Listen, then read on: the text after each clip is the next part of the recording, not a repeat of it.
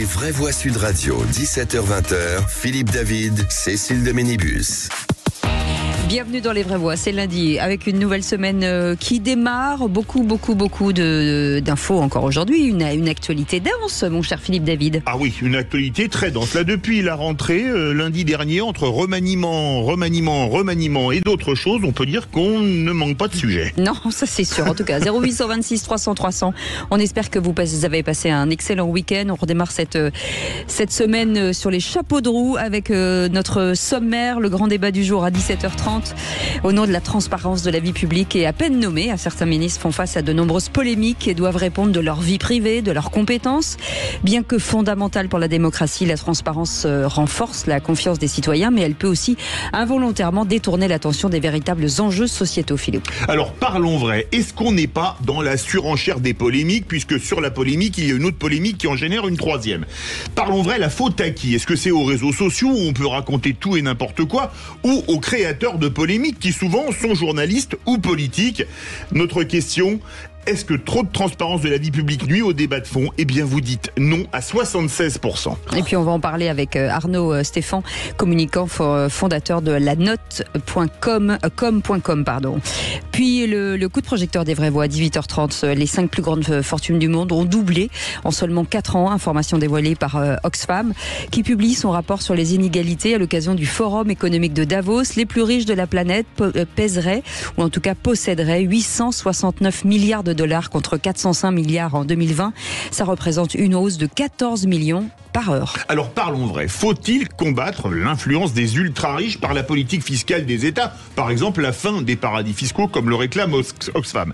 Est-ce que la concentration des richesses tout en haut, qui est sans précédent, est-ce que ça pose quand même vraiment ou pas problème pour vous? Est-ce qu'il faut taxer davantage les grandes sociétés?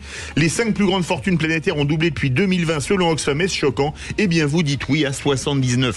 Et on en parlera avec notre expert Stanislas Hanoun qui sera avec nous, responsable de campagne Inégalité et justice fiscale chez Oxfam France. On vous souhaite la bienvenue, c'est Les Vraies Voix jusqu'à 19h. Les vraies voix Sud Radio. Et pour nous accompagner, Philippe Bilger est avec nous, le plus riche intellectuellement de notre trio. Précisé par la Oui, je crois qu'on peut se barrer. De nous trois, j'ai dit. Oui. Mais je vous ai pas compté dedans. Je devais faire semblant de pas entendre, sinon je pouvais pas faire ma petite blague.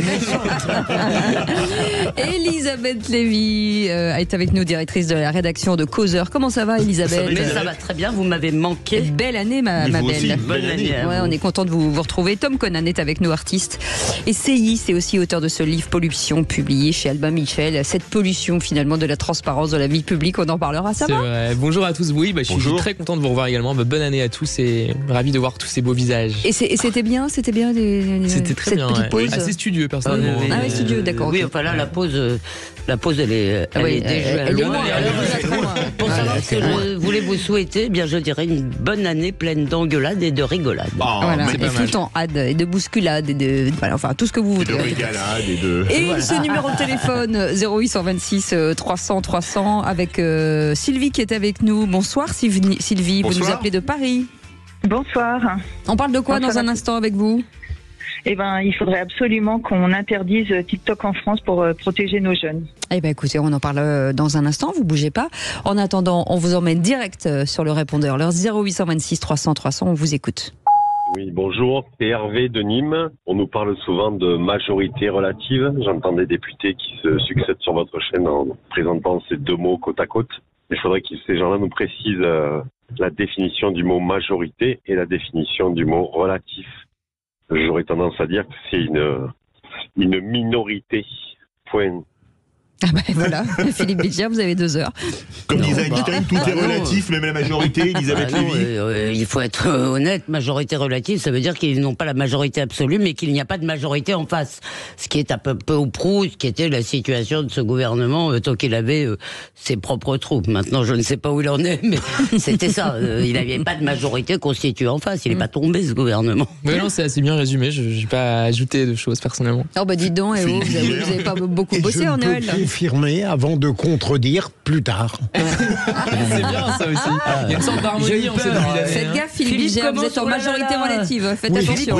Philippe commence par Une approbation, ça, Voilà. je me prépare à tout. Mais vous énoncez une évidence. Mais non, mais Oui, c'est vrai oui, que la dimension pédagogique, elle est nécessaire parce que les gens comprennent pas parfois même la majorité qualifiée, vous savez, pour certains types de lois. Les gens ont du mal dans à le mot savoir. majorité, il y a majorité, donc forcément c'est difficile de dire qu'elle est relative. Nuances de Oui, majorité. non, mais par disons, exemple, les sondeurs. Quand un sondeur fait une étude, vous avez, mettons, 100%. Oui. Vous pouvez dire, mettons, il y a 45% Le micro. qui sont pour quelque chose. De l'autre côté, vous avez 38% qui sont contre.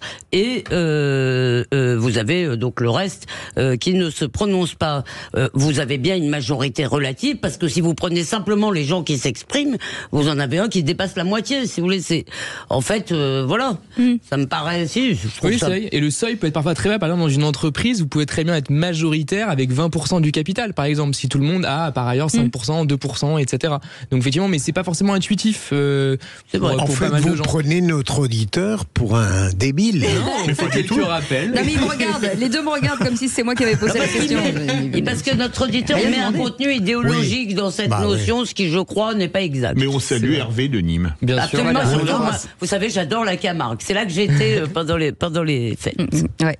En Je me attendant. demandais si j'avais le droit de dire Noël. Oh là là, mais vous pouvez dire ce que Oui. vous voulez. Ah oui, Ici, il n'y a pas de problème. Ici, hein. c'est ouvert. Je sais. On a le dos large. Allez, 0826 300 300, retour à Paris avec Sylvie sur l'interdiction de TikTok. Ok. Comme aux États-Unis, dans le Montana, par exemple. Ah bon? Oui. Vous êtes Sylvie Sylvie. Ah oui, je suis en ligne, pardon, excusez-moi. Ah, je vous en prie. Ben oui, en vérité, on prend TikTok pour une gentille application pour distraire les mômes, alors que c'est un outil d'une guerre totale de la part du gouvernement chinois pour affaiblir les pays d'Occident, et la France est un des pays qui est visé. En Chine, le contenu et les algorithmes remontent aux enfants chinois, donc à l'esprit de la nation, au jeune esprit de la nation, que des contenus édifiants, réussir ses études, valorise l'effort, etc., que des choses avec des belles vertus. Et chez nous, ça ne fait remonter que du sexe, de l'argent facile, des bêtises, l'apologie de la facilité, enfin voilà. Et on n'a aucune conscience, on est des vrais naïfs de penser que c'est juste un petit truc amusant pour les enfants. En fait, ça structure leur pensée et voilà. C'est pas Mais tout à fait faux quand même. C'est hein. très intéressant. Philippe Bilger, qui est un Notre TikToker connu. Notre auditrice a certainement raison sur l'emprise délétère du pouvoir chinois, mais égoïstement, je me contente d'être moi-même sur TikTok. Et donc, je dis ce que je pense, mais je devrais être davantage précautionneux en pensant que, d'une certaine manière, je sers le pouvoir chinois, si je comprends bien. Ouais. Mais, d'ailleurs, en Chine, on vous surnomme le grand timonier des vrais Non, voix. sérieusement. C'est une question ancienne, fort Ah oui. intéressante, mon cher Philippe. Non, mais c'est vrai. Égoïsme ou responsabilité. Voilà. Non, ce qui m'intéresse le plus, si vous voulez, c'est que je crois notre auditrice. Alors, est-ce que c'est une guerre qui est menée, je veux dire, de façon centralisée par un gouvernement qui a décidé de nous affaiblir, ou est-ce que ça passe par des canaux plus détournés? Je n'en sais rien. Peut-être elle a des informations. Mais ce qui est sûr, c'est que ça repose sur l'idée que le nerf de la guerre, le nerf de la puissance, c'est dans nos cerveaux. Et moi, je suis toujours fascinée par les gens qui sont obsédés par ce qu'ils donnent à manger à leurs enfants. C'est vrai, acceptent avec tant de facilité qu'on leur farcisse le crâne avec des âneries. Ouais, alors c'est vrai, Tom après Conan. c'est pas uniquement le cas de TikTok, mais c'est que la spécificité quand même de cette application, c'est effectivement les contenus qui sont proposés sont des contenus auxquels vous n'avez pas souscrit. C'est-à-dire on vous propose, il y a ce qu'on appelle le fil pour toi, et qui en fait est un fil spécifique, parce que quelles que soient les personnes auxquelles vous êtes abonné, vous avez du contenu, vous êtes abreuvé, y compris si vous n'avez pas souscrit au préalable, qui est une logique très très différente de tous les réseaux sociaux qui avaient existé, même Facebook par exemple à l'époque, où vous deviez avoir un ami, vous savez, on ajoutait un ami, etc. Donc il y avait une certaine réciprocité et un principe surtout de consentement. Là, il n'y a pas de consentement. Vous ouvrez l'application, on vous bombarde, on vous bombarde, on vous bombarde, et ça ne s'arrête jamais. Après, c'est pas uniquement Enfin, le cas de TikTok. c'est pas ce que j'allais dire. Voilà, c'est le cas Instagram, de tous les réseaux c'est sociaux. exactement la même chose. Et même Instagram, comme vous le savez, avec ce qu'on appelle les Reels, ils ont imité TikTok parce qu'ils ont vu effectivement que c'était très apprécié. Donc derrière, il faut comme aussi comprendre que c'est quand même l'abrutissement et une demande d'abrutissement qui s'exprime. C'est ça qui est inquiétant. Mais quand même. Philippe, est-ce que par exemple, moi, les gens, moi, franchement, On a plus le temps. j'ai plus le temps. Non, bah non. D'accord, bah pardon. Voilà. Enfin, j'ai pas à répondre. Vous avez raison, c'était une question embarrassante. Bing, sauvé par le gong. Allez, merci beaucoup Sylvie, vous restez avec nous puisque c'est vous qui allez jouer face à nos... Qui l'a dit? Oui, face à nos éditorialistes du jour. On vous souhaite la bienvenue en tout cas si vous venez de nous rejoindre. Merci de votre fidélité. Dans un instant, les 3 mots dans l'actu, c'est avec Félix Mathieu et les réquisitoires du procureur. Le procureur requiert contre qui, contre quoi aujourd'hui? Contre Aurore Berger, si j'ose dire. Oui, voilà. Et pas tout contre, hein, bien entendu. On en parle dans un instant. Enfin, il n'y a que Sacha Guitry. Ce genre de blague pourrait vous mener. Oui, mais je suis une femme, je peux. Allez, 0826 300 300, vous souhaite la bienvenue. On est ensemble jusqu'à 19h, c'est les Vraies Voix Sud Radio. Les Vraies Voix Sud Radio, 17h-20h, Philippe David, Cécile de Ménibus. Bienvenue à tous, vous avez choisi les Vraies Voix avec Philippe David, on est ensemble jusqu'à 19h et vous avez bien fait, on est ravis de vous accueillir. Philippe Bilger avec nous aujourd'hui, président de l'Institut de la Parole, Elisabeth Lévy, directrice de la rédaction de Causeur, et Tom Conan qui est auteur, essayiste, Pollution, publié chez Albin Michel. Et dans un instant, les 3 mots dans l'actu avec Félix Mathieu. Félix, bonsoir. Bonsoir Cécile, bonsoir tout le monde. Et vos 3 mots dans l'actu dans un instant? On va parler de cette alerte violette désormais levée, à La Réunion après le cyclone Bella. Un sans-abri est mort, mais désormais c'est repassé au rouge. La ministre de l'Éducation et des Sports, de son côté, réclame la fin des attaques personnelles après le chapitre sur la scolarisation. Vous dites l'éducation des sports, vous faites un l'éducation et des sports. Amélie Oudéa-Castéra. Rien que son nom, c'est assez long à dire. La fin des attaques personnelles, dit-elle. Et puis, une commune d'Occitanie met en place un congé menstruel. En 3 mots, ça donne cyclone, école et menstruation. On en parle dans un instant. En attendant, c'est le réquisitoire du procureur. Les Vraies Voix Sud Radio, le réquisitoire du procureur, Philippe Bilger. Et vous voulez requérir sur les propos d'Aurore Berger hier, qui a dit, je cite, qu'il n'y avait rien à défendre dans les propos de Gérard Depardieu. En fait, je n'ai pas envie de relancer le débat sur la qualité des propos que Gérard Depardieu a tenus en Corée du Nord. C'est pas ça qui m'intéresse aujourd'hui. Je connais trop la qualité des contradictions qui me seraient opposées. Mais je voudrais simplement m'étonner qu'Aurore Berger vienne dire que, alors qu'il avait eu du courage initialement, même si on a appris que c'était une connivence avec Gérard Depardieu, que le président n'avait pas défendu, n'avait pas désapprouvé Gérard Depardieu dans son intervention. Il a dit qu'il détestait la chasse à l'homme et à ma connaissance, il n'a pas explicitement évoqué les propos tenus en Corée du Nord. Donc on ne peut pas dire qu'il y a attaché une grande importance et on ne peut pas dire donc qu'il les a désapprouvés. Ce qui me gêne chez Aurore Berger, qui a été repêchée de justesse dans ce gouvernement, c'est qu'elle cherche à tout prix à défendre Emmanuel Macron sur un terrain où il ne peut pas l'être. Voilà, c'est tout. Mais Aurore Berger, mon Dieu, un jour m'étonnera lorsque je n'aurai pas à l'attaquer. Qu'elle a voulu, dans un même élan, défendre le président Macron et descendre Depardieu que le président Macron avait défendu. Il y avait évidemment... C'est le en même temps. Comment ? C'est le en même temps. Non, mais même pas. Elle essaye de s'en sortir comme ça. Mais moi, ce qui me fait marrer, si vous voulez, après les signataires qui n'ont pas signé, donc et qu'on a manipulé, si vous voulez, à qui on a fait signer par la torture, eh bien maintenant, Aurore Berger nous explique que le président n'a pas dit ce qu'il avait dit. C'est formidable. C'est vrai que c'est étrange. Moi, effectivement, j'étais pour le coup assez choqué des signataires qui s'étaient rétractés, etc. Ça, j'ai trouvé ça étrange. J'ai vu que un à un, finalement, Jacques Weber, ma signature était un deuxième viol. Ouais. Non, mais j'ai lu ça et effectivement à chaque fois je sentais quand même beaucoup de mauvaise foi. Je pense que ces personnes ont senti le vent tourner. Ils se sont dit qu'effectivement ça serait quand même vraiment préjudiciable à l'avenir de continuer en ce sens. Mais voilà, je trouve ça dommage. S'ils ont une position, ils la maintiennent, ou alors ils ferment leur gueule dès le départ. Ce qui est dommage, c'est quand même que ça puisse réellement qu'une position, oui, qui est peut-être critiquable, mais qui est une position parmi d'autres, puisse être en réalité, concrètement, préjudiciable à ses auteurs. Allez. Ça, c'est quand même un gros problème dans notre pays. Allez, on y va. Les 3 mots, merci beaucoup Philippe Bilger. Les 3 mots dans l'actu, c'est Félix Mathieu. Les vraies voix Sud Radio. Bonsoir Félix. Bonsoir Félix. 3 mots dans l'actu qui sont cyclone, école et menstruation. Alerte violette levée à La Réunion. Les secours peuvent désormais se déplacer et constater l'ampleur des dégâts. Un SDF est mort même si l'œil du cyclone Bellal n'est pas entré à l'intérieur des terres. Amélie Oudéa-Castéra demande la fin des attaques personnelles. Un syndicat d'enseignants réclame des excuses publiques de la ministre pour ses critiques de l'école publique censée justifier la scolarisation de ses enfants dans le privé.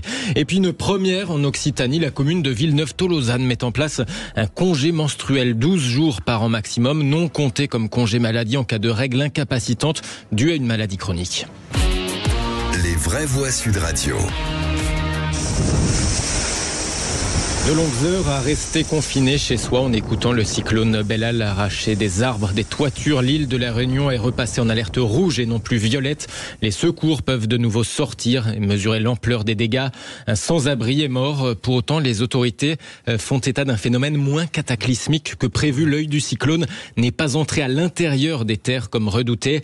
Interdiction de sortir de chez soi. Ces heures de bourrasque et d'intempéries ont été bien longues, raconte Nathalie à Saint-Leu sur la côte ouest et Alain à Saint-Denis au nord de la Réunion. On a une branche qui est tombée d'un arbre. Les bourrasques peut être très fortes, jusqu'à 200-250 km/h. Nous avons pris le système pour le coup en pleine poire, comme on dit. Ça a été assez violent. Ouais. On a eu des vents, des rafales supérieures à 200 km/h là où nous étions. Pas mal de dégâts sur la végétation. Mon portail a fait un petit vol plané. Globalement, là où moi je me trouve, en tout cas moi je n'ai pas vu ça depuis Firinga en 1989. Nathalie et Alain de la Réunion avec Jean-Jacques Bourdin ce matin sur Sud Radio. Notez qu'après le journal de 18h, nous serons en ligne avec Nathalie Bassir, députée de la Réunion, pour faire le point sur place. Deuxième mot, école. La ministre de l'Éducation et des Sports réclame, je cite, la fin des attaques personnelles. Les appels à la démission d'Amélie Oudéa-Castéra se multiplient dans les oppositions après ses déclarations de vendredi. Interrogée sur la scolarisation de ses enfants dans un prestigieux établissement privé, elle avait mis en avant les carences du public. Un paquet d'heures pas sérieusement remplacé, avait-elle notamment dit. Alors en interrogeant l'ancienne institutrice d'un des fils de la ministre, eh bien le journal Libération fragilise un peu le récit de celle-ci. Alors ce matin, à la sortie d'une rencontre au ministère de l'Éducation nationale, le syndicat SNES-FSU réclame des excuses publiques par la voix de sa secrétaire générale, Sophie Vénétité. Nous lui avons rappelé la très grande colère de la profession depuis quelques jours, le fait que la profession s'était sentie blessée, humiliée par ses propos, par finalement une forme de remise en cause du service public d'éducation, qu'il fallait qu'elle en prenne la mesure, qu'il fallait qu'elle s'excuse publiquement auprès de tous nos collègues. Elle a redit regretter ses propos, qu'elle avait blessé les personnels, mais il faut aller plus loin, il faut des excuses publiques. Elle a certainement un peu surjoué l'émotion sur cette affaire. Elle a tenté d'en faire une affaire personnelle. Ce n'est pas une affaire personnelle, c'est une affaire de vision de l'école et de l'école publique. Sophie Vénétité du syndicat d'enseignants SNES-FSU au micro AFP de Naïd Merayan et Emmanuel Monnier. On en parlera bien entendu tout à l'heure. Et le troisième mot, c'est menstruation avec une première en Occitanie. Depuis le 2 janvier, depuis 2 semaines environ, la municipalité de Villeneuve-Tolosane a mis en place un congé menstruel. Il sera uniquement ouvert aux femmes qui souffrent de menstruation incapacitante générée par une pathologie chronique. Pour le maire PS de la ville, Romain Vaillant, l'objectif de ce congé, c'est de favoriser, dit-il, le bien-être des agents tout en participant, dit-il, à l'émancipation des femmes. C'est pour nous une réforme qui est progressiste et féministe. Elle s'attaque à une question qui est aujourd'hui de plus en plus importante, qui est l'égalité entre les femmes et les hommes dans la société et dans le travail. Du côté des agents, ça a été très bien accueilli. À l'heure actuelle, il y a une agente qui s'est manifestée pour pouvoir en bénéficier, mais j'espère que toutes celles qui sont concernées et qui depuis de nombreuses années livraient avec des règles très douloureuses, eh bien, pourront bénéficier prochainement d'une attestation de leur médecin pour en bénéficier. Et les agents concernés pourront s'absenter jusqu'à 2 jours par mois avec un quota de 12 jours dans l'année sans que ça soit décompté comme congé maladie. Dossier signé Jules Boscherini pour Sud Radio. Elisabeth Lévy veut réagir. Alors ça me met très en colère. Attends, vous n'avez pas de micro, Elisabeth. Voilà. Ça me met très en colère. C'est vraiment se servir des femmes pour se faire de la pub. Pourquoi ? Parce que si une femme a des règles douloureuses ou je ne sais pas quoi, si un homme a des problèmes de cancer de la prostate ou je ne sais pas quoi, il va avoir un médecin qui est tenu au secret médical, qui fait un certificat et qui dit à son employeur que ce monsieur est tout à fait légitime à ne pas se présenter, ou cette dame est tout à fait légitime à ne pas se présenter au travail. Il n'y a donc nullement besoin de faire. Sinon, pourquoi il n'y a pas à ce moment-là, faisons aussi une règle pour les cancers du sein ou pour... Tout ça, c'est pour dire, regardez comme je m'intéresse aux femmes. J'en ai marre, si vous voulez, que des élus utilisent les femmes pour se faire leur promo. Et j'en ai marre qu'on piétine le secret médical. Nul n'a besoin d'aller dire à son employeur, j'ai des règles douloureuses. Je suis malade, point barre. Allez, je sais que... On a le temps, on n'a pas le temps. On n'a pas le temps. Désolé. Ça fait ma deuxième réponse. Je ne peux pas faire. Désolé. Oui, j'essaie de... Le temps court, les amis, je suis désolée. Dans un instant, on va... J'avais droit à une exception, moi, dans l'émission. Et la nouvelle ministre de l'Éducation, Amélie Oudéa-Castéra, a été prise pour cible par Mediapart pour avoir mis ses enfants dans une école privée. Avec cette question, est-ce trop de transparence de la vie publique nuit au débat de fond, Philippe? Oui, est-ce qu'on n'est pas dans la surenchère des polémiques? C'est la faute à qui? Aux réseaux sociaux ou à ceux qui lancent les polémiques? Venez nous le dire au 0826 300 300. On va en parler avec notre expert du jour. Arnaud Stéphane est avec nous, un communicant, fondateur de la note de com.com. Bonsoir, merci d'être avec nous. Petite question, la polémique est-elle une arme politique? Oui, parce que pendant ce temps-là, vous ne faites pas de politique, vous faites autre chose, et à la fin, vous jouez sur les talons, comme on dit au rugby. Donc oui, c'est une arme politique. On en parle dans quelques instants. 0826 300 300, soyez les bienvenus, les vraies voix Sud Radio. Les vraies voix Sud Radio, 17h-20h, Philippe David, Cécile de Ménibus. C'est une belle journée qui va se terminer, en tout cas qui va tout doucement vers le retour à la maison, avec Philippe Bilger ce soir qui est avec nous, et bien entendu Elisabeth Lévy, Tom Conan et vous au 0826 300 300. Vous êtes les bienvenus pour débattre. On est ensemble avec Philippe David jusqu'à 19h. En attendant, c'est le grand débat du jour. Les vraies voix Sud Radio, le grand débat du jour.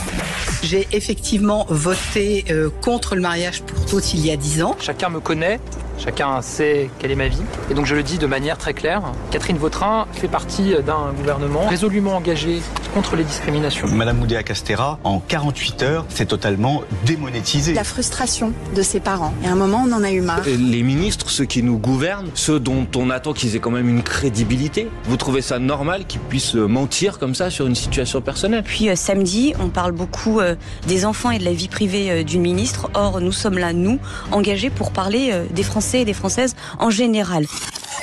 Et donc, au nom de la transparence de la vie publique et à peine nommée, certains ministres font face à de nombreuses polémiques et doivent répondre de leur vie privée et de leurs compétences. La ministre de l'Éducation nationale vit dans le cadre de la scolarisation de ses enfants. Pendant ce temps, son collègue des Affaires étrangères, Stéphane Séjourné, qui fait savoir qu'il n'est plus en couple avec Gabriel Attal depuis 2 ans. Quand la ministre de la Santé et du Travail, Catherine Vautrin, elle se fait reprocher sa participation aux manifs. En tout cas, ça crée quand même pas mal de déboires, Philippe. Oui, alors parlons vrai. Est-ce qu'on n'est pas dans la surenchère de la recherche de la petite bête chez tout un chacun? Est-ce qu'on est tombé quelque part un peu dans une hystérisation de la société? La faute à qui? La faute à ceux qui lancent les polémiques ou aux réseaux sociaux qui les amplifient? Est-ce que trop de transparence dans la vie publique nuit au débat de fond? Eh bien, vous dites non à la majorité des 2/3, à 67%. On attend vos réactions au 0826 300 300. Et notre expert pour en parler aujourd'hui, c'est Arnaud Stéphane. Bonsoir, merci d'être en direct sur Sud Radio. Vous êtes communicant et fondateur de la note de com.com. Philippe Bilger, d'abord un tour de table de nos vraies voix. Trop de polémiques finalement, peut-être cache un peu la politique importante. En fait, ça n'est pas pour fuir le passionnant débat qui va avoir lieu, mais c'est peut-être plus compliqué qu'on le pense. J'aurais bien aimé parler d'abord des épouvantables fautes de français de Stéphane Séjourné en Ukraine, mais c'est pas le sujet. Les fondamentales, c'est ça? D'abord, je suis surpris de voir qu'un gouvernement qui dispose de tous les moyens de vérification et de contrôle, systématiquement nomme des ministres au sujet desquels on est à peu près persuadé qu'il y aura des polémiques. Je veux dire, il n'est pas compliqué de savoir que pour un ministre de l'Éducation nationale, à tort ou à raison, lorsqu'il a mis ses enfants dans le privé, il y aura, après sa nomination, des polémiques, des controverses. Premier point.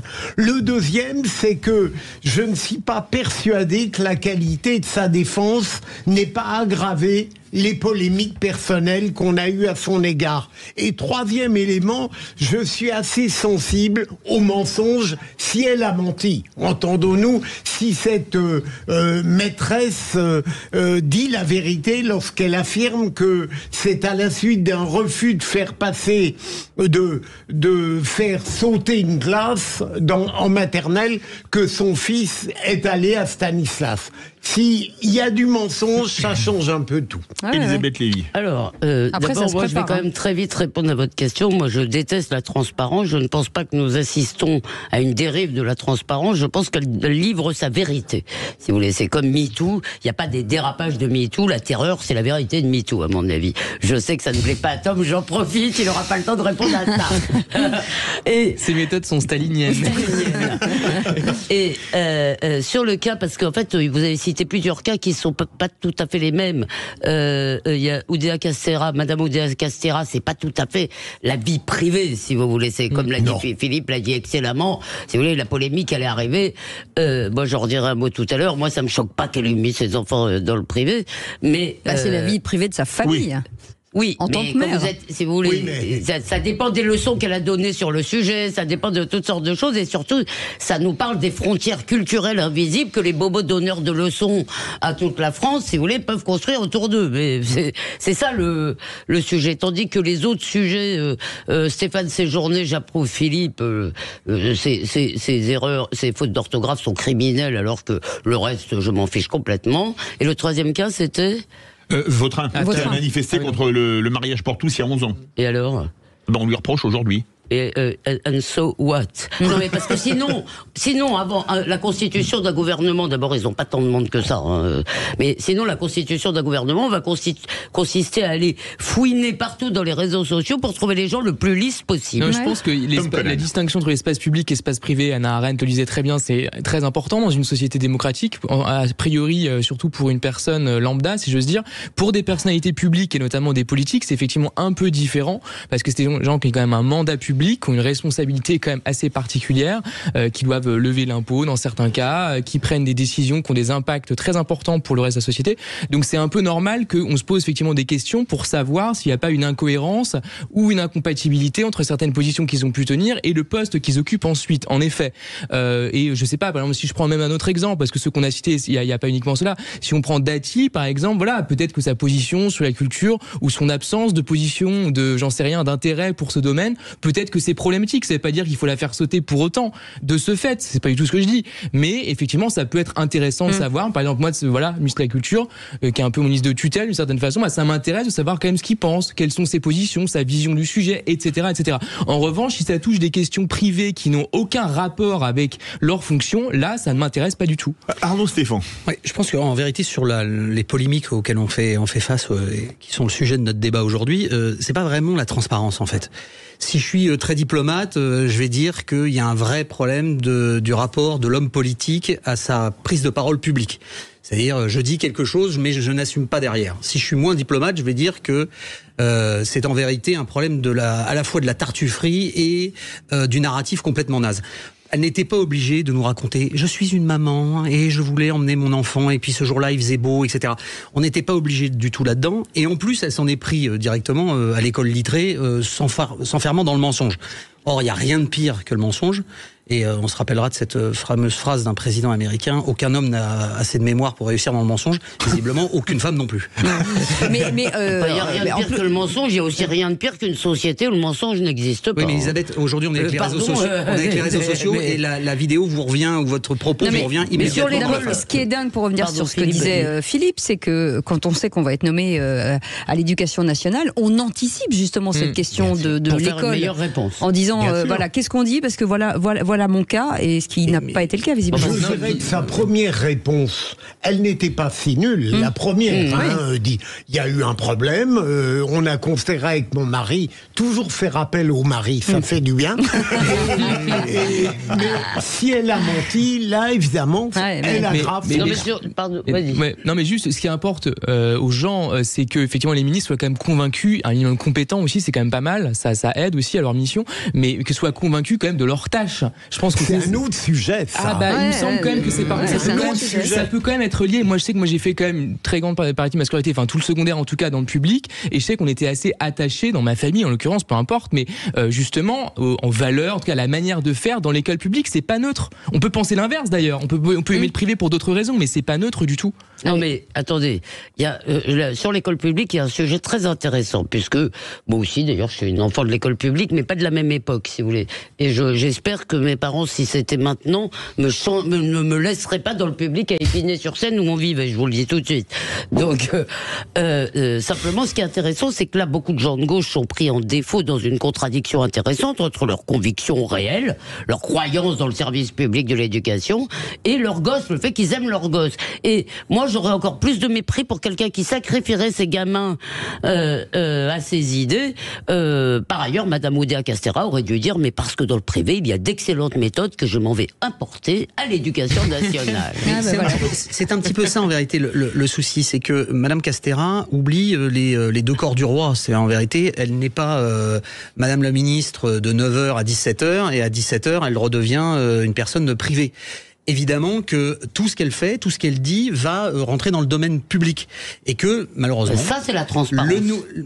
Pas tout à fait. C'est la cohérence. Ça ne dépend pas de la haute autorité pour la transparence de la vie politique. Mais il se trouve que ça a un rapport, en vérité, avec ce qu'est le nouveau monde. C'est-à-dire que dans le nouveau monde, depuis l'arrivée de Monsieur Macron et de sa majorité, tout ça paraît complètement normal. Bah oui, c'est pas grave.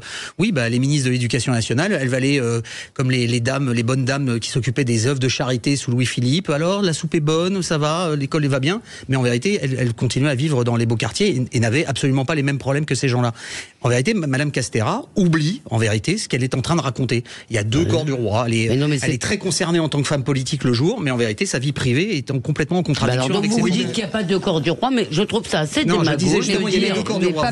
C'était pareil. Mais c'est précisément qu'il n'y en a plus.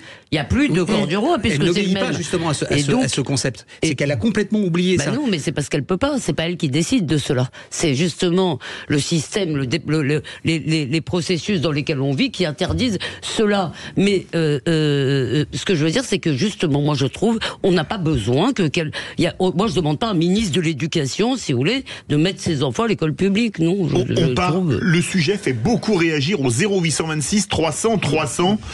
Avec Sylvie qui nous appelle de Paris. Sylvie, une réaction sur ce sujet?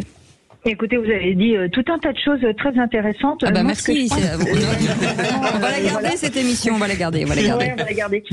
Non, moi, ce que je pense, c'est qu'on nous amuse avec des sujets sur lesquels la transparence n'a strictement aucun intérêt, alors que, par exemple, ce serait très intéressant d'avoir un tout petit peu de transparence, si je prends juste un sujet, sur les SMS que Madame von der Leyen a envoyé à Monsieur Bourla pour passer des contrats. C'est le patron de Pfizer et la présidente de la Commission européenne. Donc là, si vous voulez, il y a aucune transparence. La Cour de justice, tout le monde peut demander, là il n'y a aucune transparence.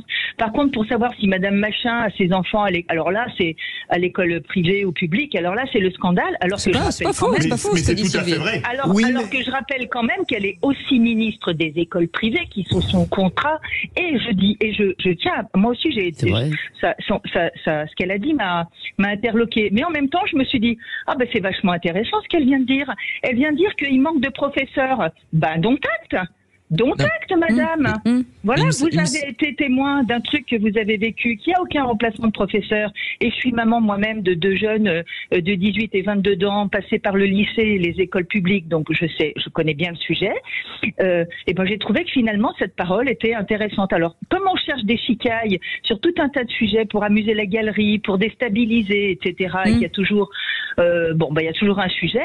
Tiens, un autre sujet sur lequel il n'y a pas de transparence pendant le Covid. Moi, j'aimerais, pendant Covid ou pas Covid, que quand quelqu'un arrive sur un plateau télé ou à la radio, la première chose qu'il dit, c'est quels sont ses conflits d'intérêts. Voilà.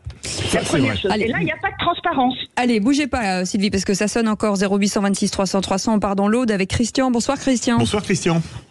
Bonsoir, Philippe. Bonsoir, les vrais voix. Pour moi, c'est la transparence, c'est pas tout à fait le mot qu'il faut employer. C'est la cohérence de la fonction. C'est la cohérence de la fonction. Si nous, on n'est pas cohérents, nous, les petits en bas, on n'est pas cohérents, on nous tape dessus. Si nous, on n'est pas transparents, on nous tape dessus. Et là, ça passe crème. Pas de crème. Moi, je suis entièrement... Vrai sujet. Je vais juste rebondir, par exemple, sur l'affaire Depardieu. Mais on a oublié, comme Ben dit, on a oublié toutes ces personnes qui ont été reçues à l'Élysée. Mais comme c'est d'un certain bord et pas de l'autre, ça dérange. Justement, attendez, je vais faire réagir les vraies voix et Arnaud Stéphane. Il y a eu la même histoire pour Pape Ndiaye, qui avait ses enfants à l'école alsacienne, mais bizarrement, ça a fait beaucoup moins un peu scandale. Même. Ça avait fait un peu scandale. Beaucoup moins. Ça s'est arrêté en une demi-journée. Oui, mais le problème de Madame Castéra, encore une fois, et elle a été pris un peu la main dans le sac, et notamment sur une autre station de radio, puisqu'il se trouve qu'un des chroniqueurs avait ses enfants dans la même école à la même époque, et il a dit qu'il n'y avait jamais eu d'absence. On peut dire son nom, c'est Nicolas Poincaré. Exactement, Nicolas Poincaré, qui est quand même journaliste un peu connu. Oui, oui. Il a expliqué qu'il avait ses enfants dans la même école au même moment et qu'il n'a jamais eu ce genre de problème. Voilà. Et puis il y a eu la réaction de la directrice ou de l'institutrice, ce qui pose un problème. Encore une fois, on n'est pas dans un pays anglo-saxon, le mensonge n'a pas la même valeur, on n'est pas obligé de démissionner parce qu'on a menti. On peut mentir sur sa vie privée intime en tous les cas. Voilà, on a le droit de mentir sur sa vie privée. Mais ça dit beaucoup, là encore une fois, elle n'est pas la haute fonctionnaire qu'elle était, elle n'est pas l'administratrice de la Fédération française de tennis, elle est une personnalité politique. On aura il me semble que tout ce qui importe, il me semble que tout ce qui importe juste, c'est effectivement la cohérence et surtout la sincérité de la démarche. En fait, tout ce qui importe aux gens, c'est quoi? C'est que cette personne, comme tous les autres ministres, croit un peu en leur mission. Si en fait, dans son fort intérieur, elle est intimement convaincue que de toute façon l'école publique c'est de la merde et que donc il vaut mieux en fait mettre ses enfants à l'école privée, parce que là il y aura vraiment une éducation solide et des profs qui seront au niveau. Là, ça pose un gros souci. On a l'impression que c'est ça en fait qu'elle pense dans son fort intérieur. Et ça, c'est très gênant pour les gens. Mais non, elle aurait pu dire, par exemple, écoutez, moi, mon rêve, c'est que l'école publique soit aujourd'hui au niveau de l'école privée, c'est-à-dire, mais qu'elle reconnaisse. Moi, je n'ai pas envie d'un ministre de l'Éducation qui commence par me baratiner en disant l'école publique, c'est merveilleux, quand on sait que c'est une catastrophe. Au moins y croire. Le problème politique est né du fait que sa première intervention a été faite devant l'excellent. Je continue mon Attalmania, Gabriel Attal, qui avait promis un remplacement de tous les professeurs. Et donc, devant l'ancien ministre, elle dit, il y a eu un problème qui m'a conduit à mettre mes enfants à l'école privée. C'est à partir de cela également que ça a pris une certaine... attendez, Mickaël Sadoun, qu'on aime beaucoup à cette question, finalement, est-ce qu'il y a de la transparence nuit au débat de fond? Et il dit oui, la transparence protestante a dégradé notre vie politique et focalisé les citoyens sur le côté people de la politique. Mais il a raison aussi un petit peu. Encore une fois, c'est pas de la vraie transparence. Aujourd'hui, il y a une haute autorité de la transparence de la vie politique. Elle est là pour savoir, par exemple, s'il y a, pour les personnalités politiques ou pour les hauts fonctionnaires ou pour des gens qui passent du public au privé, là on part particulièrement pour le politique, pour la haute autorité, savoir s'ils ont des conflits d'intérêts. De dire, par exemple, quand ils deviennent ministres, est-ce qu'ils ont des parts dans des entreprises, est-ce qu'ils ont des conflits d'intérêts, est-ce qu'ils les obligeraient, par exemple, à se retirer. D'être accessible au public, parce que si vous voulez ça ne l'est pas, mais pour les ministres, ça l'est, je crois. Alors oui, pour les ministres, parce que justement, on peut être susceptible, notamment les associations, de se porter partie civile si jamais ils découvrent que dans un contrat, ils ont été, par exemple, actionnaires de l'entreprise qui est concernée. Et donc Stéphane Séjourné doit justifier qu'il n'est plus avec Gabriel Attal. Mais non, ça, justement, ça n'est pas concerné par la haute autorité. La transparence, elle est là. La transparence, c'est quels sont leurs revenus et l'origine de leurs revenus, et savoir s'ils ont des conflits d'intérêts. C'est une institution, la transparence, c'est une idéologie. Non, mais surtout que ça, c'est la question juridique et conflit d'intérêts. Mais là, on est au-delà de la question juridique. C'est pas uniquement le respect du droit qu'on exige des ministres, c'est leur cohérence et leur sincérité. Merci beaucoup en tout cas d'avoir été avec nous. Merci beaucoup Arnaud Stéphane, communicant, fondateur de la note de com.com. Vous restez avec nous, peut-être que vous allez pouvoir jouer avec Sylvie au quiz de l'actu. Vous restez avec nous et on a juste envie de vous offrir un petit cadeau, parce que c'est le moment de jouer avec Sud Radio pour gagner votre bon pour un séjour d'une valeur de 1200 €. Ah ouais, pour prochaines vacances dans le club de Bellambra. Bah oui, 1200 €. Oui, bonjour. Je m'appelle Elisabeth Lévy. Non, c'est pas possible. Vous allez pouvoir partir en famille ou entre amis. Vous choisirez parmi 45 clubs de vacances situés dans les plus beaux endroits de France où vous profitez d'une équipe dévouée. Vous pouvez emmener vos enfants de 4 mois à 17 ans, donc c'est trop tard pour vous, Philippe David. Enfin bref, la mer, la montagne, la campagne, c'est pour vous. 0826 300 300. Et Philippe, vous allez me donner un chiffre entre 0 et 25. 24. 24e appel au standard. Et vous allez pouvoir, j'espère, rapporter à la maison ce beau séjour au Club Bellambra. Vous restez avec nous, on fait une petite pause, on revient dans un instant. Philippe David, Cécile de Ménibus. Vous voulez du débat qui n'a aucun intérêt et pas de fond, pas de la mauvaise ambiance, des gens qui disent des choses sur les uns sur les autres. Et ben c'est un peu notre jeu, hein, c'est le qui c'est qui l'a dit. Hein. C'est-à-dire oui mais moi j'avais la réponse, mais l'autre c'est ça s'appelle pas un débat, ça s'appelle la guerre. Voilà, ça s'appelle la cour d'école. Et on a gardé Arnaud Stéphane qui est avec nous, Philippe Bilger bien entendu, Tom Conan, et avec Elisabeth Lévy et Sylvie, notre auditrice de Paris. Elle est tout de suite le quiz de l'actu. Les vraies voix Sud Radio, le quiz de l'actu.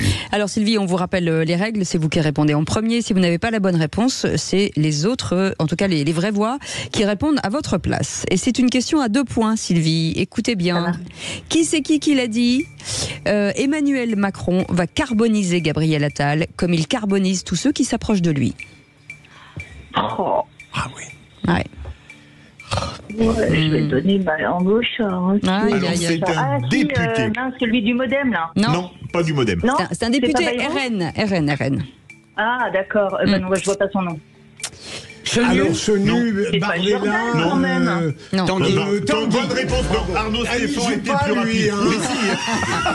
Philippe, il est de votre côté. Vous partagez les points. Ça compte pas. Non, mais vous partagez les points. C'est pour l'équipe Philippe. Non, partagez rien. Je les partage.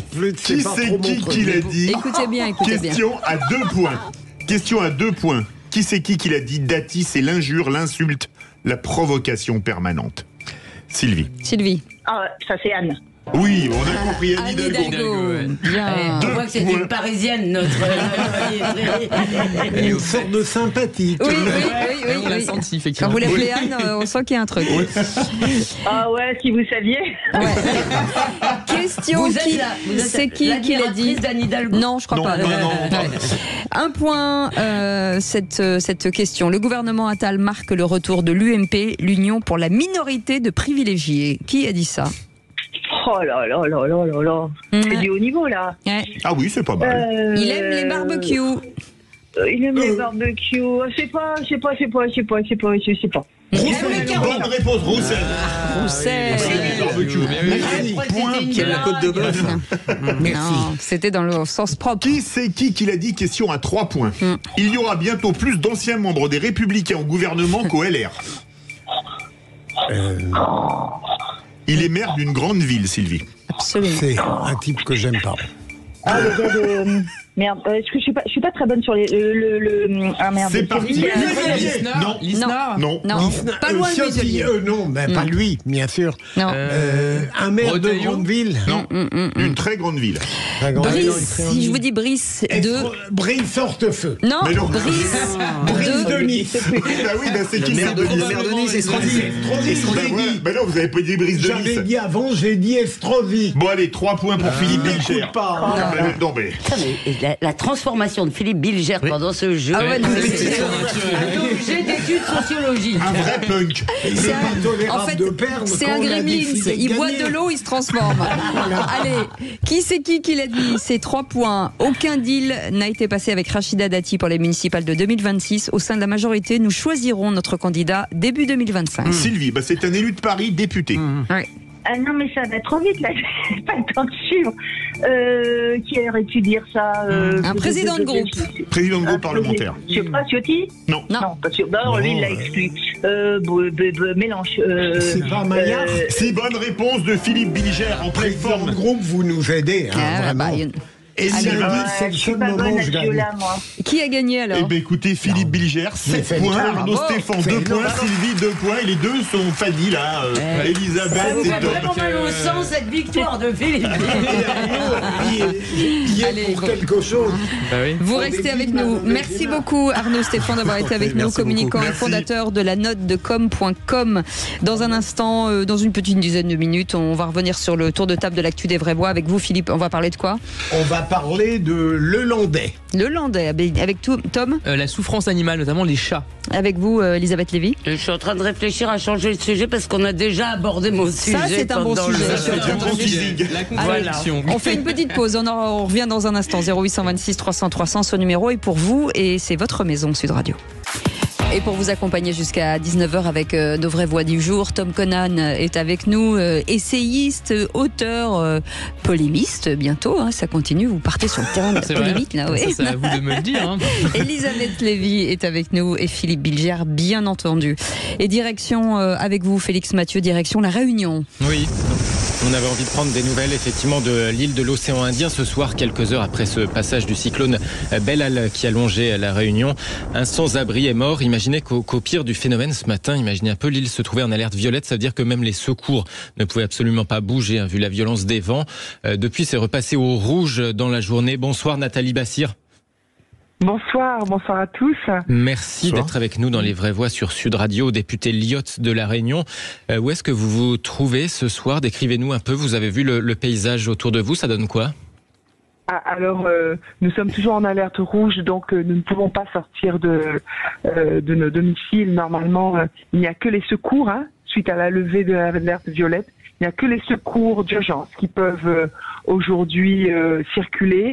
Et puis demain, certainement, tous ceux qui devront travailler d'arrache-pied pour remettre les routes en état et puis s'occuper également, vous savez que plus d'un tiers de la population des foyers sont sans électricité. Il y a aussi l'eau également à rétablir, donc des travaux à faire. Ça, demain, ça sera vraiment les services d'urgence qui pourront le faire. Autour de moi, ce sont plus des branches, des feuillages, beaucoup de feuillages, beaucoup de bananiers qui se sont qui sont affalés dans les jardins. Voilà. Mais il y a eu aujourd'hui plusieurs rivières qui ont été en crue. Les vents ont également arraché des arbres, pour certains centenaires, de gros arbres. Il y a eu, au Tampon, là où j'habite dans le sud de la Réunion, nous avons été protégés par les montagnes. Et la trajectoire que devait suivre l'œil du cyclone, c'est-à-dire traverser en diagonale, ne s'est pas faite. Elle est ressortie par le nord-est, donc à préserver tout le sud de l'île.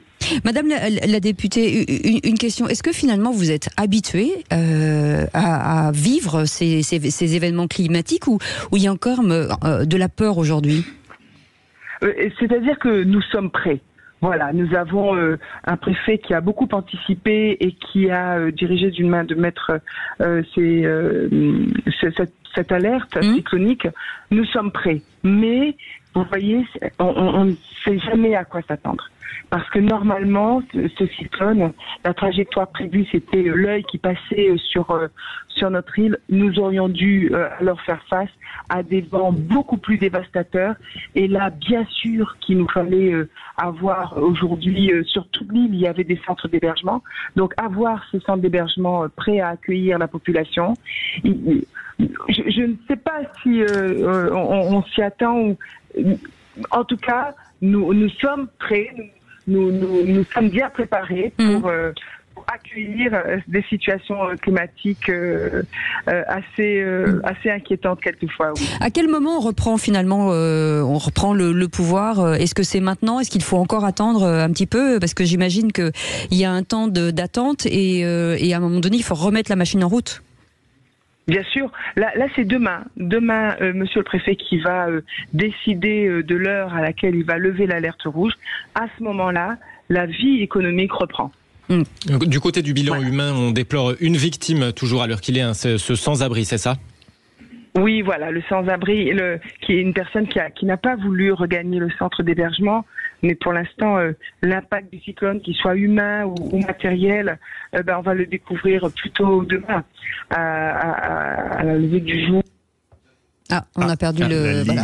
Merci en tout cas Nathalie Bassir d'avoir été avec nous, un député Lyotte de La Réunion. Merci beaucoup d'avoir fait ce focus, Félix Mathieu, sur nos amis réunionnais, en attendant le coup de gueule de Philippe David. Les vraies voix Sud Radio.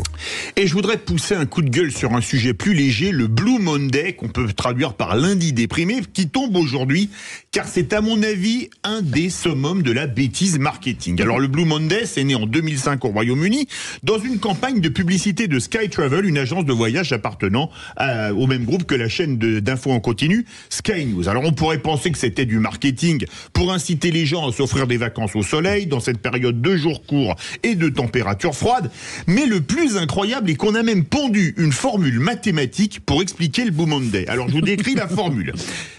Sur le haut de la fraction météo plus, ouvrez la parenthèse, dette contractée pour les fêtes, moins capacité de remboursement de la dette, fermez la parenthèse, facteur temps écoulé depuis Noël, puissance temps écoulé depuis les bonnes résolutions de Nouvel An, divisé par motivation, facteur besoin d'agir. Nos auditeurs toulousains qui ont fait Supaéro et qui conçoivent les Airbus sont en train de cogiter en nous écoutant et en se disant que finalement, la formule physique de la portance des avions, c'est de la roupie de Sansonnet. Alors arrêtez de nous créer des événements pour tout et n'importe quoi. D'ailleurs, comment un lundi peut-il être déprimant, fût-ce au mois de janvier par des températures froides, quand la soirée commence par les vraies voix? Je suis nul en maths et pourtant les données dont vous avez parlé, on comprend ce qu'elles veulent dire. C'est pas complet, mais je ne saurais pas calculer tout ça. Filez-lui la formule. Mais les paramètres sont très pertinents. Non, moi je trouve votre chronique excellente, mais en plus, en supposant même qu'il y ait une vérité scientifique, si vous voulez, qu'un jour soit plus déprimant que les autres dans l'année, ce à quoi je ne crois pas un instant. Mais en supposant cela, quel besoin aurait-on de le dire aux gens? Vous êtes déprimés aujourd'hui. N'oubliez pas. Ça me fait penser au 8 mars où on explique aux femmes toute la journée qu'elles sont maltraitées, mal payées, méprisées. Mais c'est vrai qu'en revanche, le ressort marketing qui a été très très bien effectivement déployé, décrit par Philippe, il est bon dans le sens où le marketing doit toujours appuyer sur votre souffrance, sur là où vous allez mal, pour résoudre votre problème et vous donner justement la solution. Et profitez-en pour nous appeler, pour nous réconforter. Exactement. 0826 300 300. Merci Philippe David. Allez, dans un instant, le tour de table de l'actu des vraies voix avec Philippe. On parle de quoi? Il y a même des femmes qui sont amoureuses de Lelandais. Ah oui, ça c'est déprimant comme info. Elisabeth Lévy. C'est que Madame Thévenot, porte-parole du gouvernement, explique que ce n'est pas un gouvernement de droite. Donc pendant 3 jours, la France aura eu un gouvernement de droite. Allez, Tom Conan. Et moi, je vais parler d'un chat qui a obtenu pour la première fois des dommages et intérêts. Ah, j'adore. Allez, on en parle dans un instant. 0826 300 300. Avec Philippe David, on est ensemble jusqu'à 19h avec Philippe Bilger, Tom Conan et Elisabeth Lévy. Et vous, au 0826 300 300, vous pouvez bien entendu commenter l'actualité avec nous quand vous voulez. Et tout de suite, le tour de table de la vie des vraies voix. Encore ces stupides actualités. Ça dépend de la masse d'informations. Quand il a rien à dire, il dit rien. Il n'a pas été élevé chez les porcs, excusez-nous. Le tour de table de l'actualité. Et Philippe Bilger, vous intéressez à l'attraction pour certaines femmes de grands criminels comme Nordal Lelandais. Absolument, c'est pas d'aujourd'hui que j'ai remarqué cette appétence de la part de certaines femmes pour les grands criminels. Alors il est intéressant de tenter de dégager quelques éléments d'explication. Alors il y a d'abord un élément qu'on accepte rarement de formuler, c'est qu'il y a des femmes qui sont très amoureuses de la toute-puissance que représente le crime et le criminel en série, et donc le pouvoir qu'il incarne. Il y a, et ça va de pair avec, chez d'autres femmes, une sorte d'aspiration au narcissisme et au vedettariat. Je suis amoureuse d'un tel, on va en parler. Et la toute-puissance de criminel, on oublie souvent que c'est une donnée totalement délétère, mais qui conduit certaines femmes à se rapprocher des criminels. Deuxième élément, c'est l'inverse. Il y a des femmes qui s'imaginent qu'elles vont parvenir à détourner le criminel à sa sortie du mal pour l'entraîner sur le chemin du bien. Il faut toujours avoir des illusions dans la vie, et elles en ont sur ce plan-là. Et puis au fond, troisième élément, c'est celles qui sont attirées par une sorte de pulsion sexuelle dans sa définition la plus brute, en se disant que un criminel doit offrir des trésors et des irradiations sans commune mesure avec celles communes, banales, que nous pouvons, nous, les hommes, offrir à des femmes parfaitement vous parlez pour vous, là. Voilà. Après, je pense que Tom moi, Conan. ça me rappelle en réalité ce que j'appelais le mythe du bad boy. Moi, quand j'étais même au collège, on parlait de ça. Là, on n'est pas au bad boy. Il y en a quelqu'un qui a tué une gamine, mais quand même. En fait, c'est exactement la même chose à un niveau plus dégradé. Le bad boy, moi, c'est toujours fasciné par ce bad boy que, évidemment, j'ai jamais été. Donc, j'ai jamais eu à la fois le look, l'attitude, le comportement, le physique, etc. Trop bonne tête, je le confirme. Non, mais ça me fascinait toujours, effectivement, cet attrait, pas seulement des filles d'ailleurs, mais y compris des garçons, pour ces mecs arrivés là, très sur deux, qui roulaient des mécaniques, etc. Et en réalité, c'est visible également. Voilà, encore une fois, chez les hommes, pas uniquement pour des raisons d'ailleurs d'attrait physique, etc., mais même pour des raisons de fascination. On veut être dans le voisinage, dans le giron de personnes comme ça, qui effectivement inspirent une certaine froideur, quelque chose d'un peu surhumain. Voilà, il y a quelque chose de ce type. Elisabeth. C'est aussi le goût de la transgression. Quand vous dites ça arrive à des hommes, oui, à des hommes pour des hommes. Oui, vis-à-vis d'autres hommes. En réalité, on ne voit pas d'hommes. C'est intéressant. Tout ce que Philippe a décrit, moi, je trouve ça fascinant. Ces femmes qui vont, c'est vraiment un truc qui vont vraiment chercher Guy Georges, enfin vraiment les plus Patrice grands Allègre, les tueurs en série, qui reçoivent des tas de lettres, etc. Et ça n'arrive pas pour les grandes criminelles. Il est vrai qu'il y a moins de grandes criminelles. Oui. C'est vrai. Mais alors, même si c'est pas lié, parce que là, il y a une sorte de passage à l'acte qui est terrifiant. J'ai lu l'autre jour une étude, je ne sais plus, franchement, je sais plus ce que c'était, qui parlait du fait que c'était dans le débat sur ce qui se passe en ce moment dans la sexualité, que en réalité, beaucoup de femmes, quand elles regardent du porno, elles regardent des trucs de viol. Beaucoup de femmes regardent du porno, elles regardent des trucs de viol. Beaucoup de femmes ont des fantasmes de viol ou d'être victimes de violences, etc. Simplement, là, il y a un passage à l'acte, si vous voulez. Oui. Et c'est parce que les fantasmes, moi, aucun jugement sur les fantasmes de qui que ce soit. Je rappelle qu'en matière de fantasmes, tout est absolument permis. Il y a aussi quand même une tendance exactement inverse, ce qu'on appelle le porno éthique. Je pense que vous connaissez peut-être. Non, c'est pas du tout une blague. C'est effectivement des femmes. Il y a beaucoup de femmes. Non, c'est pas ça. C'est des femmes qui sont un peu fatiguées, semble-t-il, de ce que j'ai lu, de voir effectivement des pornos où on tabasse un peu des nanas, où on les traite mal et où effectivement l'homme est un petit peu dans sa toute puissance et ce qui est pas forcément valorisant pour le corps de la femme et pour ce qu'elle recherche, éventuellement même ses propres fantasmes. Et donc c'est des sites alternatifs, mais qui sont aussi regardés par ces femmes-là. L'offre, elle est moindre. Le but, c'est juste de représenter la femme dans des positions qui sont un peu moins infériorisantes, un peu moins dégradantes, un peu moins violentes. Mais pour autant, ça peut concerner des personnages hétérosexuels sans difficulté. Non, mais pardon, l'idée du porno éthique, si vous voulez, l'intérêt du porno, c'est qu'il est transgressif. Pas nécessairement. Vous regardez papa dans maman dans un film porno pendant 2 plombes. Et attendre la fin pour savoir s'il se marie. Le sexe n'est pas forcément transgressif. Le sexe peut être beau. Je suis content, à 80, je vais tomber dans le porno éthique. Mais je tiens un problème. Non, mais certaines femmes. Mais beau et tourmenté, c'est pas antinomique. Non, mais on n'est pas obligé de se faire tabasser pour être excité. Évidemment pas. Ça, vous avez raison. Mais dans les pornos, il n'y a pas que ça, si. Non, mais là, lorsqu'on parlait de la question du fantasme du viol, je pense que c'est quand même très minoritaire. Je ne crois pas. On va pas reprocher à Tom pour une fois qu'il a mis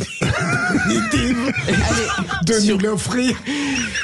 Après le porno éthique et éco-responsable, sans transition. direction le Nord avec vous, Tom Conan, un chat qui a reçu des dommages et intérêts. Alors, ça m'a fasciné, effectivement. Alors, donc, c'est le tribunal correctionnel de Lille qui a accordé, donc, jeudi, dernier. Je vais vérifier si mes chats n'écoutent pas. Voilà. 100 €, alors c'est symbolique, mais 100 € de dommages et intérêts à un chat dans une affaire donc, de cruauté. C'était une affaire de cruauté animalière. Ça s'était passé en juillet 2023. C'est le propriétaire du chat avait admis l'avoir tué à coups de poing et de lattes de bois parce que l'animal avait griffé son enfant. Et donc effectivement, il a été condamné, donc l'auteur des actes de cruauté, à 8 mois de prison avec sursis tout de même, l'interdiction de détenir un animal. Mais ce qui est vraiment nouveau, et ça c'est vraiment totalement inédit, c'est que le tribunal a accordé donc 100 € de dommages et intérêts à la chatte, donc défunte. Et en fait derrière, et ça que je trouve très intéressant, mais on paye à qui en fait? Alors, du coup, j'imagine que c'est ses ayants droit. Donc donc probablement aux personnes qu'est-ce qu'un chaton C'est ou un donc chat va qui faire l'a tabassé, en fait. à sa famille peut-être, je ne sais pas. En tout cas, ce qui est certain, c'est qu'il y a un professeur de droit à l'université de Poitiers, Fabien Marchadier, qui a précisé que c'était quand même une révolution potentielle qui se cachait derrière ça, parce que ça veut dire qu'on traite l'animal comme un sujet de droit et pas seulement comme un objet de droit. C'était où C'était Lille. Voilà, Lille. Philippe Bilger, juillet c'est 2023. juridiquement. Ah ben, c'est nouveau, mais je ne me suis jamais occupé d'aussi près des animaux, mais donc, je veux dire, ça ne me paraît aller dans un courant. Après tout, aujourd'hui, on a une telle passion pour les animaux, pas seulement Cécile pour ses chattes, mais pourquoi pas aller jusqu'au bout d'une logique un peu aberrante. Bon, moi, il faut que j'aille rentrer nourrir Babar. Moi, on me dit, non, mais non, moi, il y a quelque chose qui me c'est son mari. C'est l'antispécisme, c'est-à-dire, et je pense que qu'on ait des devoirs envers les animaux, c'est vrai, mais je ne pense pas qu'on puisse faire des animaux des sujets de droit. Je ne le crois pas. En tout cas, ce qui est certain, c'est que là, j'ai pas fini juste ma phrase.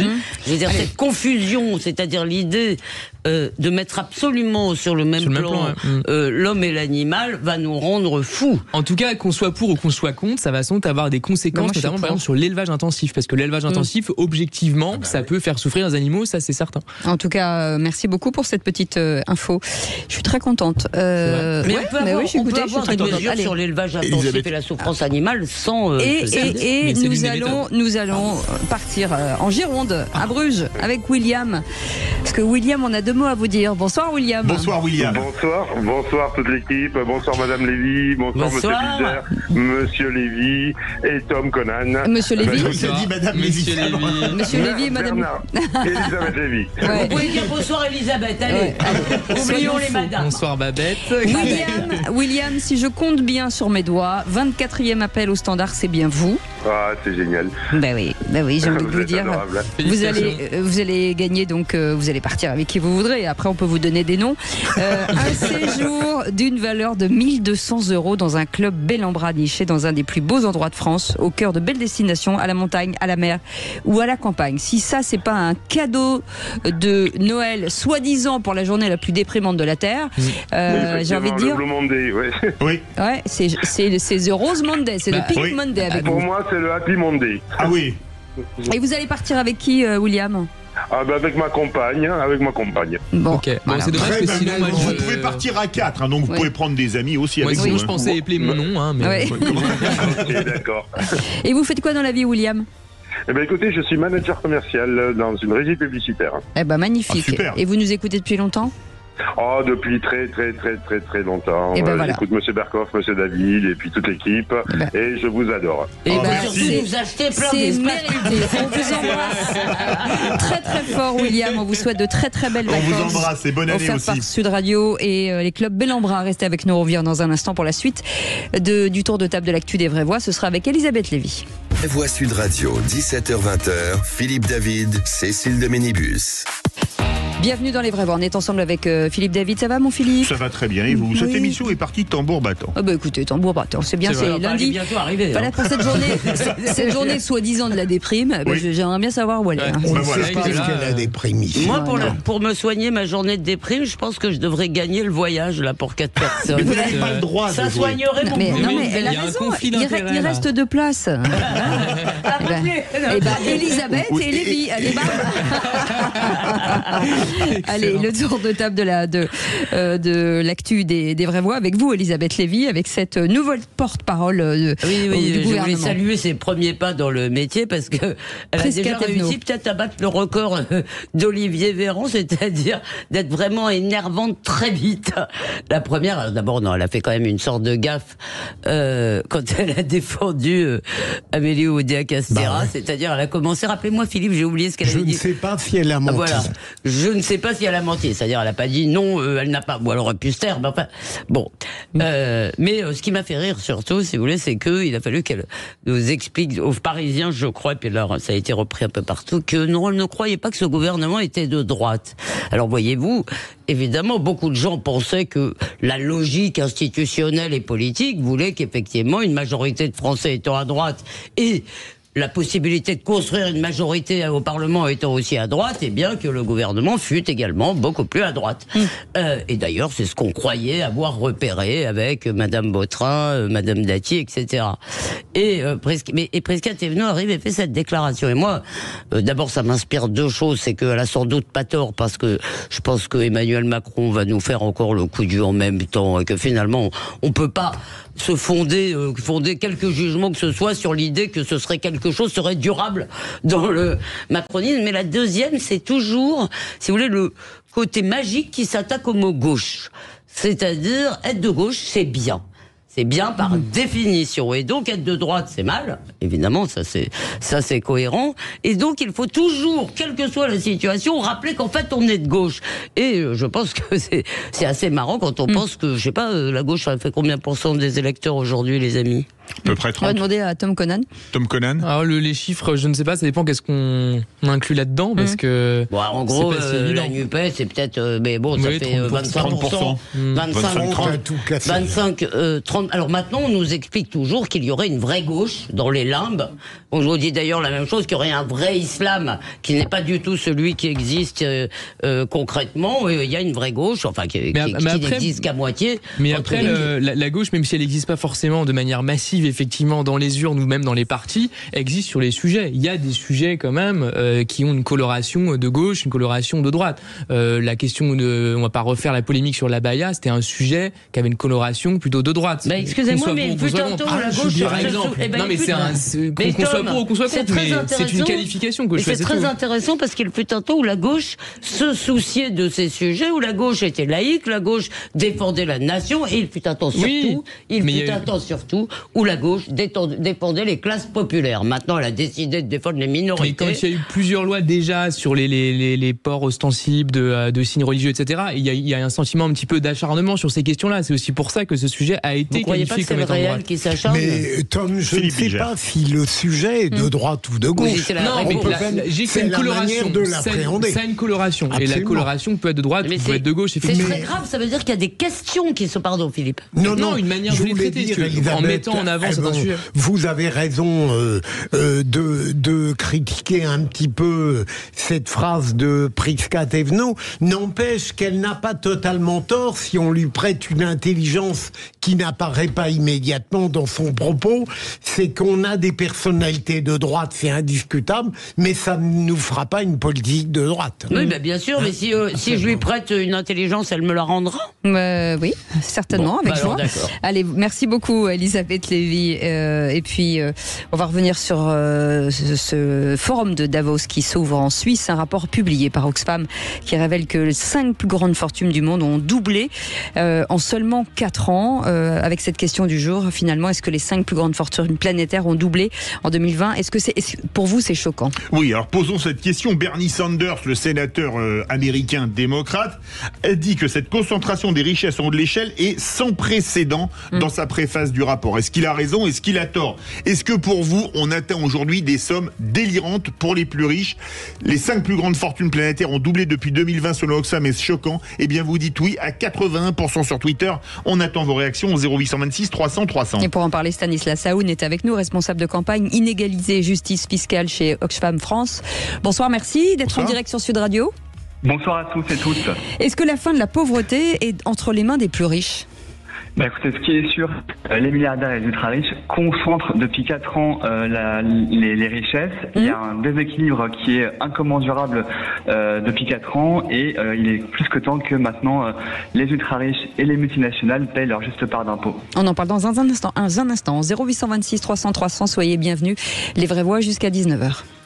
Les vraies voix Sud Radio, 17h-20h, Philippe David, Cécile de Ménibus.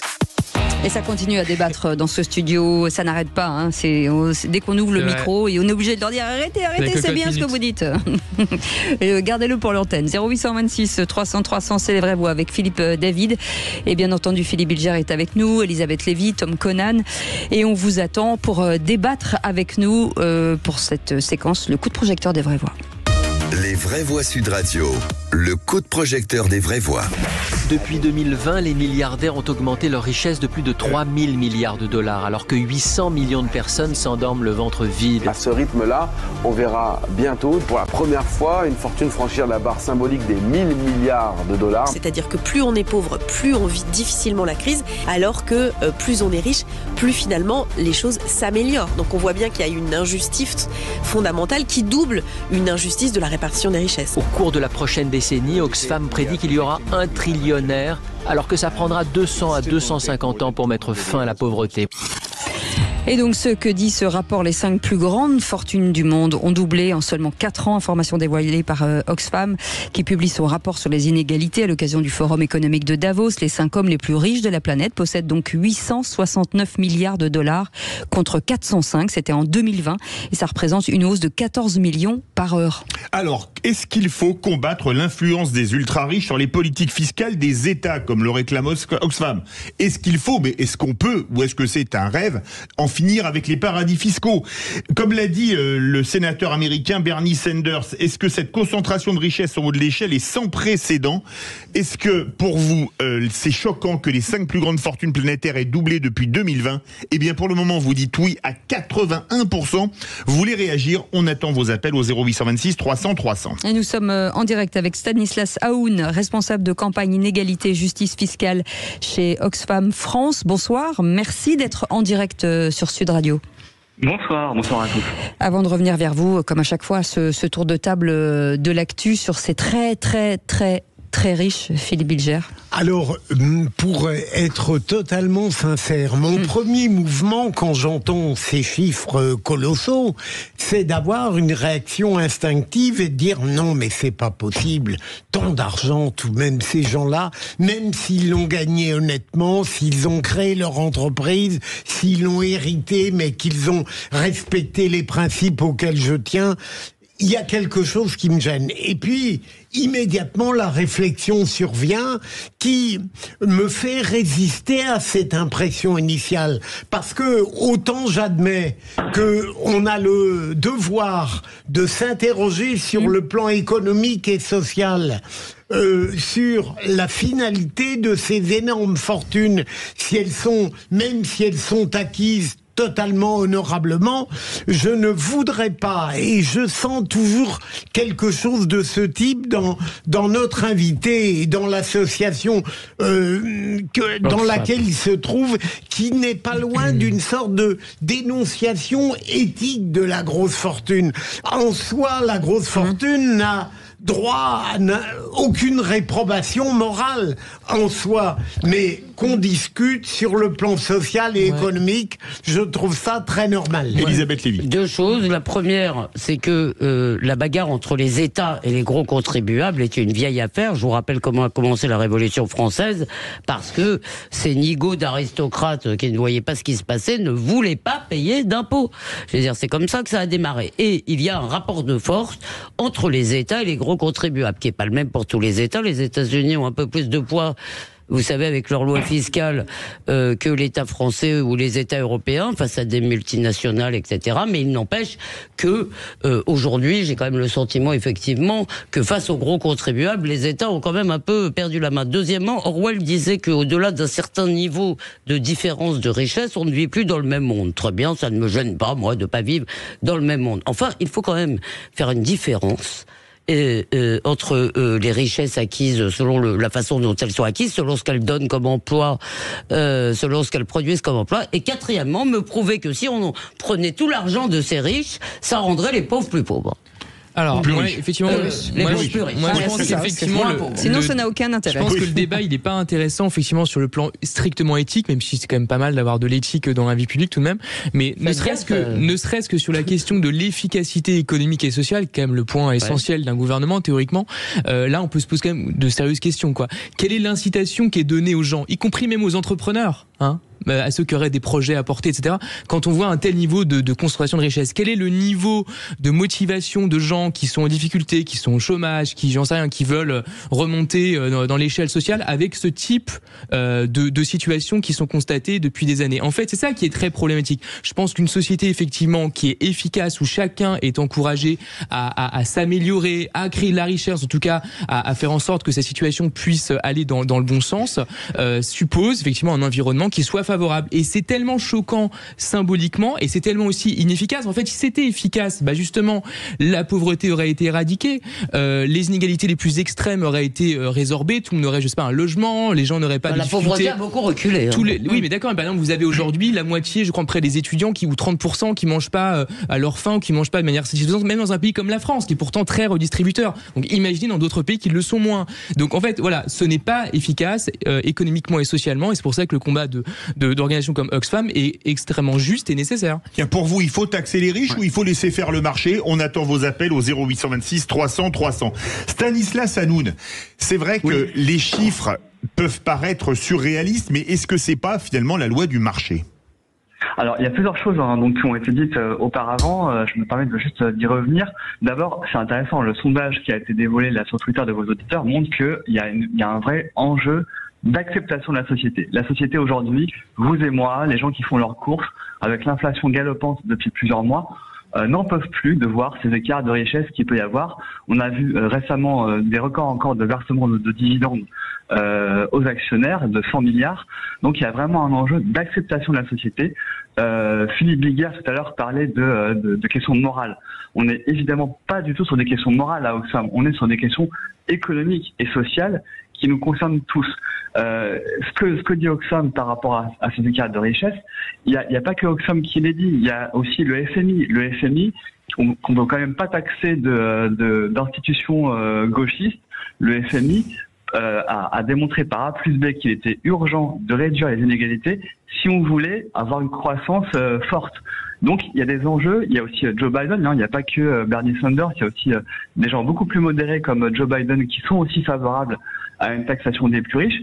Donc le problème est là. Donc il y a une forte concentration de la richesse, aussi bien au niveau mondial qu'au niveau français.